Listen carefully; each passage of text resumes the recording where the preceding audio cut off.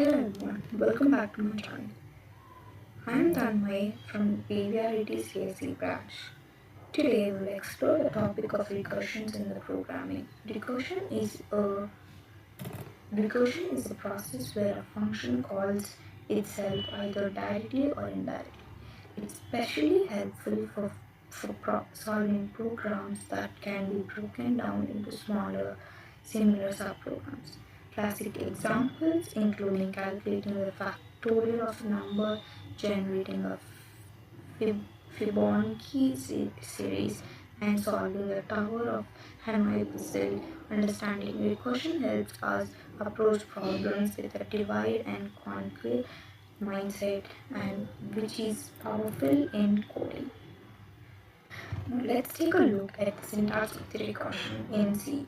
Recursive function has a return type, a name, parameter, just like any regular function. It must include a base condition, the check that decides when the function should stop, when the function should stop, sorry, when the functions should stop recursing if this condition isn't met. The function calls itself with a modified parameters. For example, in factorial programming, the base case is when n equals to 0, key equals to 0. Key points are the base condition is crucial to prevent infinite loops. The recursive calls continue until the base condition is met, after which results are returned back step by step through each waiting function call. Let's apply this to a real program. In C, we define a recursive function fact that calculates the factorial of a number. The function checks if n is equals to 0, returning 1 as the base case. Otherwise, it multiplies n with the factorial of n minus 1, which is the recursive call. In the main program, we call this function for the number 5 and print the result. When tracing this function, each call waits for the next one until n reaches 0. Then returns the result back to chain, ultimately giving us the factorial of 5 as 120.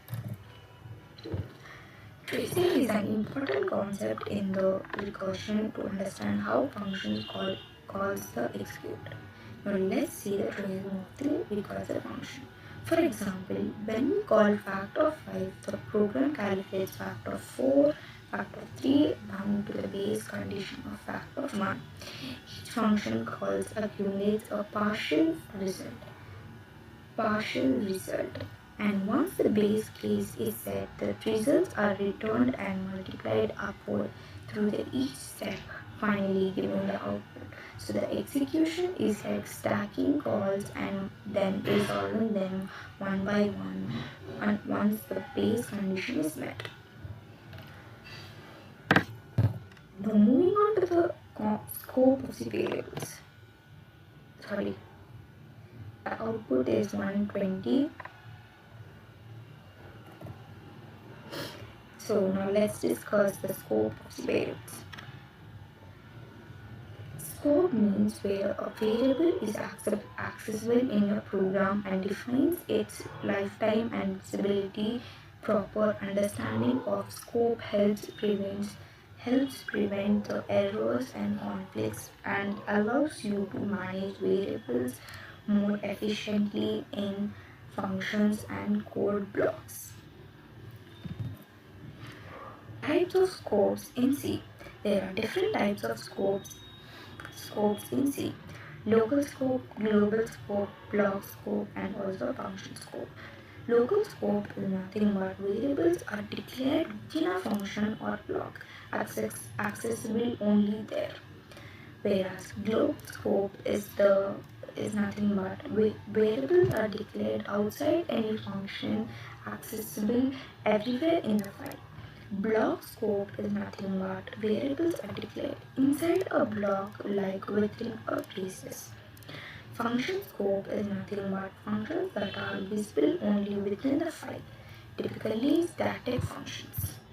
Managing scope properly is a key to writing a powerful code. Here is how scope works in practice. In our example, we have global variable g and two local variables I inside the function and m inside the main. The global variable g can access in any function, while local variables are only accessible within their respective functions.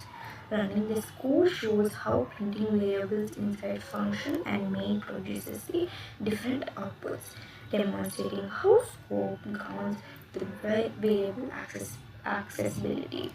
When we execute the example program, execute this program inside function, the both the global variable g and local variable I can be printed. Inside main, g and m are accessible.